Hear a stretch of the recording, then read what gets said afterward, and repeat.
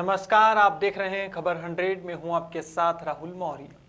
आइए रुख करते हैं इस वक्त की बड़ी खबरों की ओर, लेकिन उससे पहले एक नजर हेडलाइंस पर।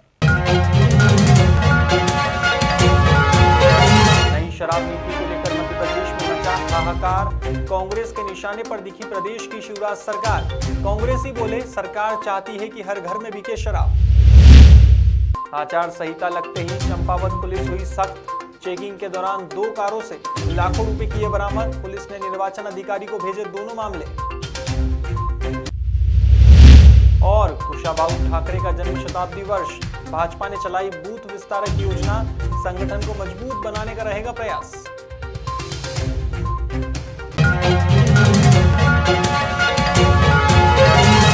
शिवराज कैबिनेट में लाई गई नई शराब नीति को लेकर मध्य प्रदेश में हाहाकार मचा हुआ है। कैबिनेट बैठक के बाद से ही प्रदेश सरकार कांग्रेस के निशाने पर है। अब कांग्रेस विधायक रवि जोशी ने भाजपा सरकार को आड़े हाथों लिया है। रवि जोशी ने कहा कि जनता में हाहाकार है, सरकार को जनता के लिए खाद्य सामग्री, बिजली के बिल सहित रोजमर्रा की चीजें सस्ती करनी थी, लेकिन सरकार ने शराब सस्ती की है। शराब के दामों में हुई गिरावट पर जोशी ने कहा कि सरकार चाहती है कि हर घर में शराब बिके, इससे लोग रोजगार न मांगे और शराब की लत में लग जाएं। जोशी की माने तो नई शराब नीति का कांग्रेस सड़क से लेकर सदन तक विरोध करेगी। नई शराब नीति को लेकर पूरे प्रदेश की जनता में हाहाकार मचा हुआ है। भारतीय जनता पार्टी की सरकार ने, शिवराज सिंह जी की सरकार ने शराब नीति पे ये निर्णय लिया है कि शराब घर घर बिके और राजस्व ज़्यादा से ज़्यादा कैसे एकत्रित हो। और सरकार का कहना है कि हमने सस्ती कर दी शराब। इस वक्त जनता के लिए तेल सस्ता चाहिए, खाद्य सामग्री राशन सस्ता चाहिए, बिजली बिल सस्ती चाहिए।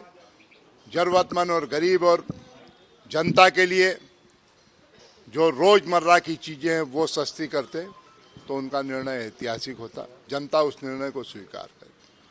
शराब सस्ती करके शिवराज सिंह जी और उनकी सरकार चाहती है कि प्रदेश के प्रत्येक घर में शराब बिके, नौजवान अपने हाथ के लिए काम न मांगे और शराब जैसी लत में लग जाए और प्रदेश का विकास भूल जाए, नौजवान अपना अधिकार भूल जाए। इसमें सरकार लगी है।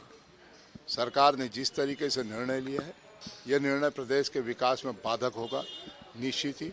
और नशे की लत में नौजवान जब पड़ेगा तो इस प्रदेश के नौजवान को जो हाथ मांगने के लिए आज काम देने की जरूरत है तो शराब की ओर धकेला जा रहा है। मैं इस निर्णय की निंदा करता हूं। उत्तराखंड में आगामी विधानसभा चुनाव की आचार संहिता लगते ही चंपावत पुलिस ने सख्ती शुरू कर दी है। पुलिस की टीम ने चप्पे चप्पे पर चेकिंग पोस्ट लगा रखे हैं। इसी दौरान पुलिस ने ककराली गेट पर चेकिंग के दौरान एक कार से 6.5 लाख रुपए बरामद किए हैं। वहीं दूसरी कार्यवाही में बनबसा पुलिस चौकी पर चेकिंग के दौरान पुलिस ने एक कार को रोका, जिसमें से 1.5 लाख रुपए नगद बरामद हुए हैं। पुलिस की माने तो दोनों मामलों में पैसा लेकर जा रहे व्यक्ति नगद राशि से संबंधित कोई दस्तावेज नहीं दिखा सके। ऐसे में रुपयों को जब्त कर मामले को निर्वाचन अधिकारी को कार्यवाही के लिए भेज दिया गया है। विधानसभा चुनाव के मद्देनजर जो हमारे बैरियर है ककराली गेट पे और जगबूढ़ा पे, इसमें हमारी एफएसटी और एसएसटी की टीम और लोकल थाने की टीम चेकिंग करने के लिए लगाई हुई है। इसी क्रम में दोनों बैरियर्स पे आज हमको 4 अलग अलग व्यक्ति मिले, जिनके पास से कुल 8 लाख रुपए हमको मिले थे और उनके संबंध में इनसे पूछा गया और उसके लिए डॉक्यूमेंट्स मांगे गए तो कोई भी साक्ष्य नहीं दे पाए। इस पर हमारे जो भी एफएससी टीम थी उसको उक्त धनराशि को सीज कर दिया गया है और अग्रिम कार्रवाई के लिए उसको चुनाव सेल को भेज दिया गया। अभी तक जो पूछताछ की गई थी उसमें ये दो व्यक्ति इसमें हरियाणा के रहने वाले हैं और 2 उत्तर प्रदेश के रहने वाले हैं और इनका स्थानीय राजनीति से कोई संबंध है या नहीं है, ये फर्दर आगे पूछताछ में पता लगेगा। बुधवार को इंदौर में भाजपा मुख्यालय पर भाजपा प्रदेश प्रवक्ता राजपाल सिंह सिसोदिया और इंदौर जिला ग्रामीण भाजपा प्रभारी रघुनाथ सिंह भाटी ने एक प्रेस कॉन्फ्रेंस की।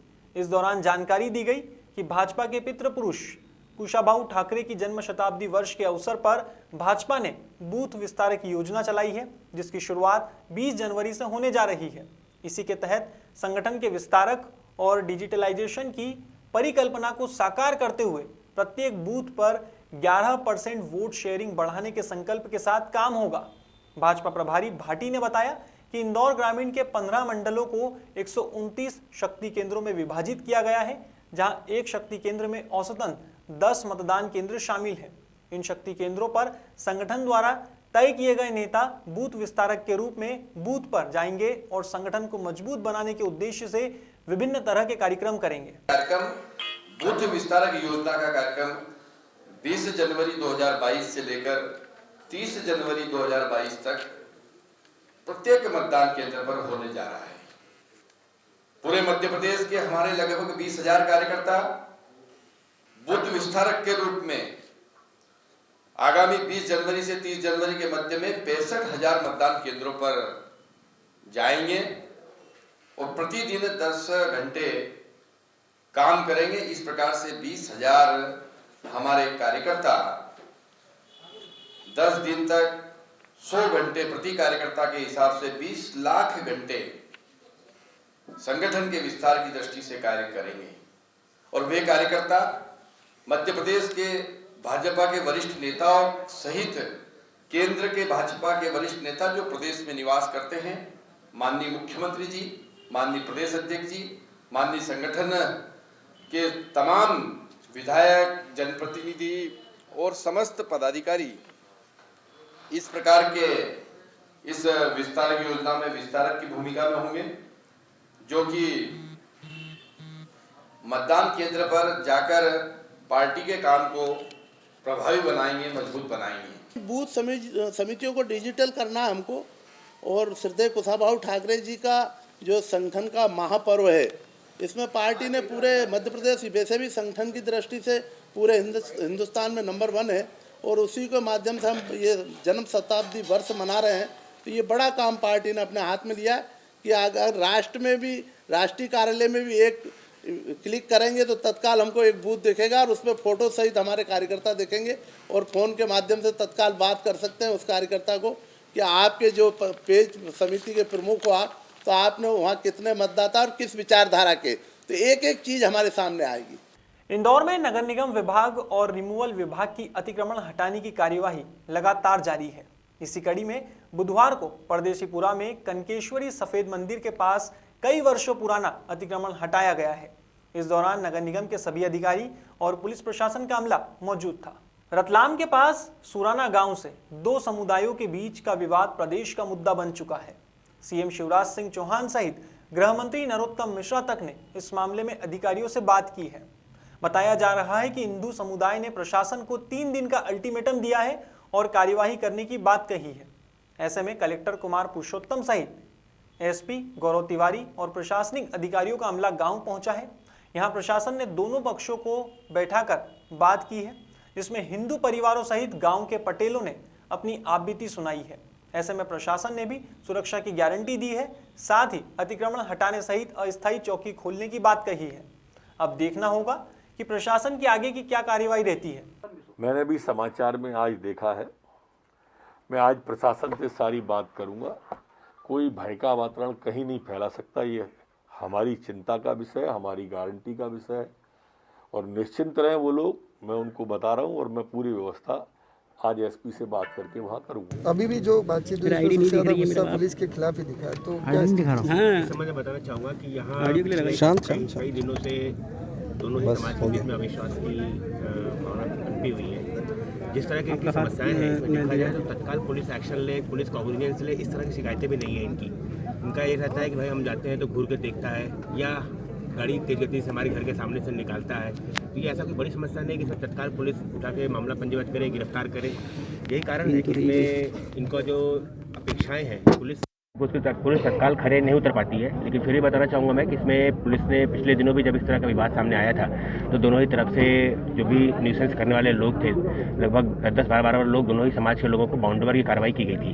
अब जो इनकी समस्या है कि साहब इसमें समय सीमा के अंतर्गत कार्रवाई है, उसमें आपको कलेक्टर साहब ने बता ही दिया है कि इसमें एक निश्चित समय सीमा के अंतर्गत जो भी इनके अतिक्रमण की चीज़ें हैं, नाली की बात को लेकर समस्या है, ये डायरेक्ट पुलिस एक्शन वाला नहीं है। लेकिन इसमें कलेक्टर साहब ने जैसा बताया है तो समय सीमा के अंतर्गत कार्रवाई की जाएगी।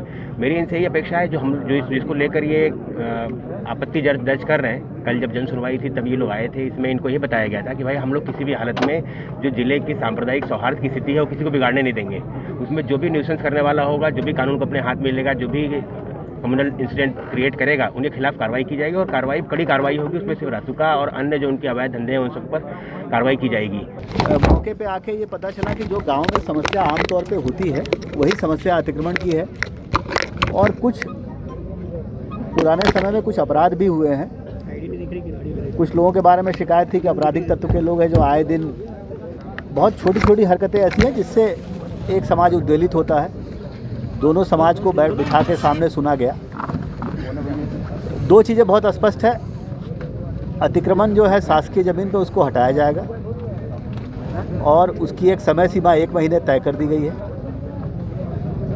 दूसरा, जो भी आपराधिक रिकॉर्ड के लोग हैं उनका जिला बदर किया जाएगा। तीसरा, जैसे एसपी साहब ने कहा है कि गांव में चूँकि थोड़ा सा अविश्वास का माहौल अभी लोगों में है, इसलिए अभी यहाँ पे एक पुलिस चौकी अस्थायी 24 घंटे के लिए काम करेगी आगामी दिनों तक। और गांव के दोनों समाज के लोगों की एक 4 सदस्यीय कमेटी है, उसमें 2 शासकीय सदस्य के रूप में एसडीएम और एसडीओ पुलिस भी रहेंगे। फिलहाल खबरों में बस इतना ही। देश और दुनिया की तमाम खबरों के लिए देखते रहिए खबर 100, जनता की बुलंद आवाज।